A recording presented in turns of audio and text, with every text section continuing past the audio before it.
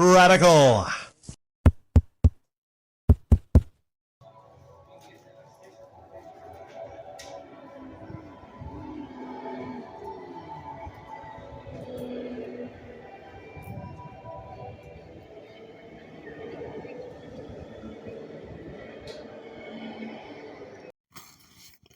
Funko Pops, games, systems, and 2 TVs. That's what I call my minimalist setup. The minimalist setup. Now, usually I have a lot more. I got comics, I got magazines, I got movies, I got 2 tables, 1 or 2 tables set up, the black tables, behind the main wooden table. But I go with my minimalist setup when it is very cold. When it is very cold. That way, it doesn't take a long time to get everything out of the car until I can just sit down and kind of huddle up with the jacket. And with me, I'm not sure if this is how a lot of you are. It's easier for me to produce body heat when I am just kind of cinched up and I can focus. If I'm moving around a whole lot, I know a lot of people are opposite. If they move around a whole lot, it gets their blood flowing. Me, I'm the opposite. It seems to kind of bother me, especially when I'm windy. So if it's really cold at the flea market, especially windy, I just sit on my stool and I just wait for a sale. I kind of go into my kind of zone and I'm just kind of got my hands in my pocket, sometimes wearing gloves. And, when I got somebody coming to make a sale, then I can just kind of forget about the cold. And I just kind of focus on the potential sale. When it's when it's cold and there's not a lot of vendors around, I'm not sure if you could tell, but there wasn't hardly any other vendors around that day because it was so cold. Then that means there's really not a whole lot of people that come down that row because they don't see a lot of reason to really come out of the main building to come down that row. Whereas they're usually just in the main heated inside building when it is very cold outside. But I think it's a good move to go with my minimalist setup because when it's cold, I'm not going to be there that long because, there's not a whole lot of people there, but because as per my agreement, I have to be there and I got to call ahead if I'm not going to be there, which I'm not sure if a lot of other vendors actually do that, but that's what they say. They say, if you're not going to be there, you're Saturdays and Sundays, every Saturday and Sunday. If I'm not going to be there, then I got to call ahead. That's what they say anyways. But there's no rules against leaving early. So I got to be there by 9, but technically, I could leave at like 10 if I wanted to. Let's say I get there at 9, it's really cold, and I sell a lot of stuff in the first hour. And I say to myself, you know what? I made my quota of cash for the day that I was expecting. I'm just going to go out and spend it and enjoy the rest of the day at home. At home, when it's where it's warm. So,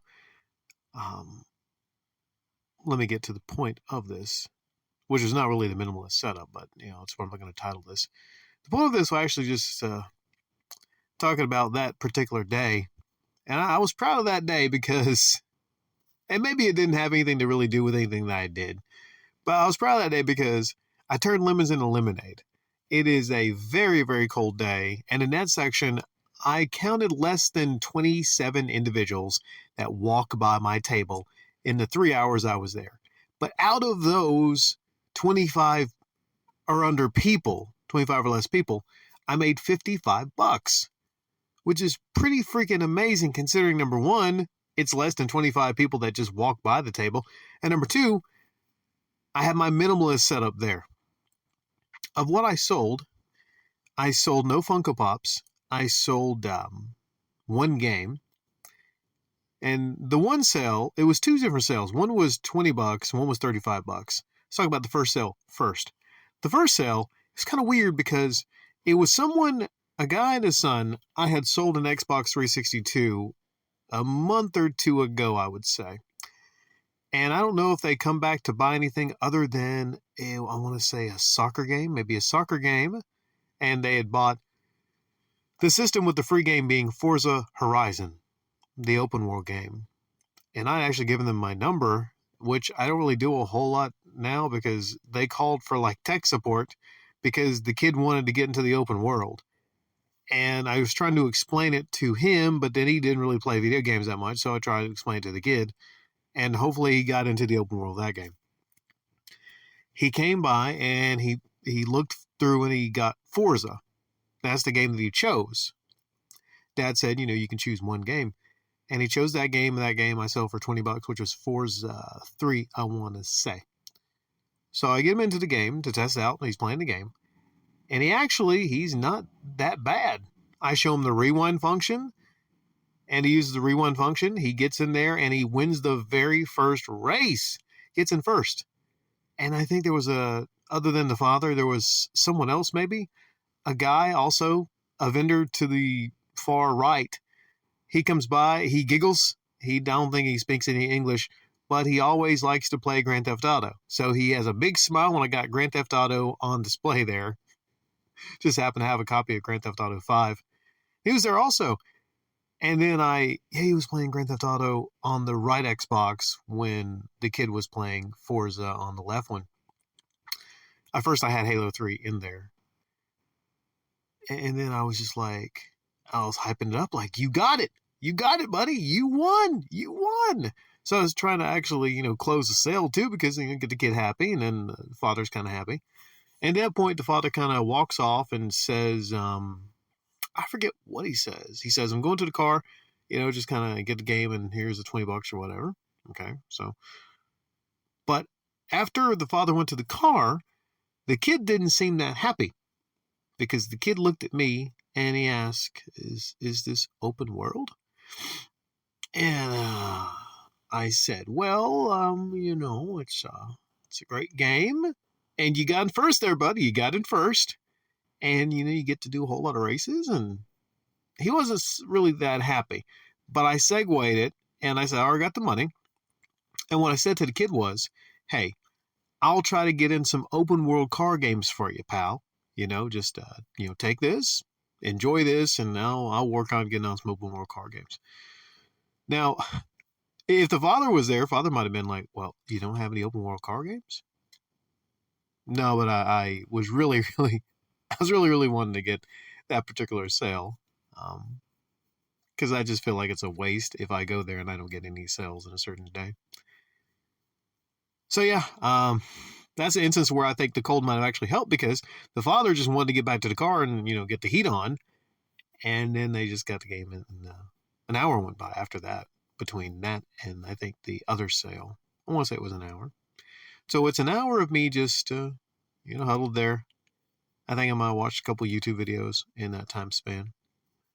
Then there's a guy that comes by. I think I got me a console sale, because he's playing the white console. I forget which one he's playing. I think the one with Grand Theft Auto to the right.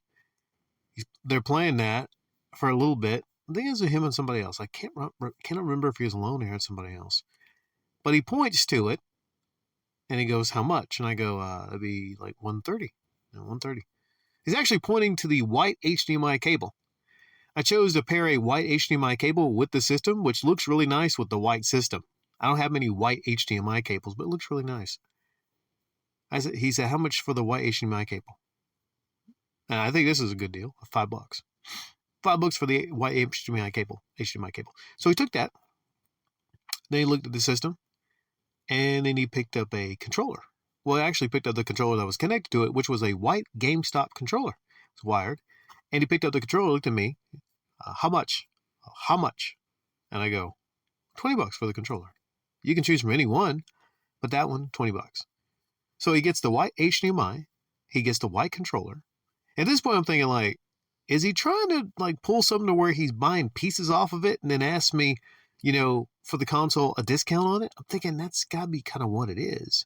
Or he thinks he's put me in a position to where, this guy, I'm buying things off the console so he can't sell the console. That's what I'm thinking. Like, he's using it as some kind of a strategy. Then he thinks, well, you can't sell this today, so I'm going to pay you $50 for the console.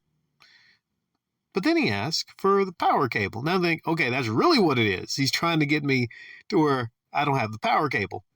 Little does he know, I have an extra power cable, just, for that instance. Or at least I think I did. So he goes, I want the cable. And I'm looking at him like, You don't want the system? Apparently what he has the system. He just needs all the hookups. Yeah, that's what it is. Simple. He just needs all the hookups.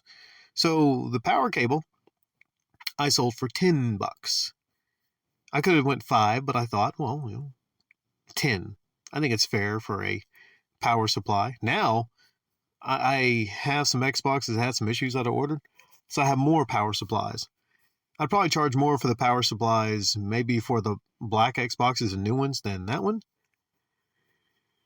And for an E, if I had those, I'd probably charge 15 because those I don't come across the E's that much. But, so I sold that to him. Those 35 and 20, it's 55 for the day. I think it was not long after that I had my fill and I started packing up everything. And I was very happy. I was very happy about that $55 day, 3 hours being there. Maybe less than 3 hours, possibly, to be honest, like maybe 2.5 hours. And I can't leave this out. I cannot leave this out, which is probably the most interesting thing that happened that day. Okay, so there's hardly nobody no vendors on that row. I'm getting ready to leave. And I notice, I left one thing out, the Elvis guy with the van, he was there because it was raining. Did I mention it was raining? Yeah, it was cold and rainy. So that's the combo you do not want at the flea market. Cold and rainy is always going to be the worst time for you. But my buddy, Elvis lookalike, he was there also. He had pushed his table up. We have little openings where you could fit a vehicle. You could, but you're not supposed to. He pulled in the front part of his vehicle behind his table because he wanted to be able to, I guess, run the heat in his vehicle and look forward, open the door, and then wave at somebody, if they're interested in his stuff. What had happened, though, I didn't know what was going on at first, but there was a lot of tables being moved. I heard the sound of tables being moved. Apparently, that was 2 or 3 Hispanics that were bringing their cars into and up under some of the spots because it was raining. And what were they doing? I don't know. They were like doing some work on the vehicles. 2 or 3 of them. One was an Audi. So it doesn't surprise me they were doing work on an Audi. Gorgeous looking cars, but I would never having, did I say Audi? Audi? Audi. Audi. I would never really have an Audi. And they were working on the vehicles. Someone came down from the office. I guess someone tipped off the office. And what was going on is they didn't pay for those spots. They didn't pay $15 for those spots. I was thinking, okay, it's kind of weird. They're paying for the spots just to move the tables just because it's raining, just so they can work on the vehicles. Which, I don't know. Like, let's say if you're getting a lot of money for a job you're doing on an engine and you're gonna be there for a couple hours, maybe you don't have a place to take your vehicle and it's raining outside, you don't have a garage. That's their makeshift garage.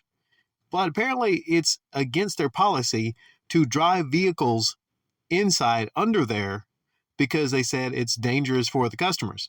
Let's say you're working on a car, you got to run in and whoops, you actually put it forward and you run over a customer. Okay, I guess they got a point, but I think they just don't want them in there because they said, if you got a bigger vehicle and you pulled it in here, you can actually damage the corners. You can actually, damage the corners of the wood on the sides of the opening. And I get that. She came down, she looked at all of them, she said, okay, 15, pay up.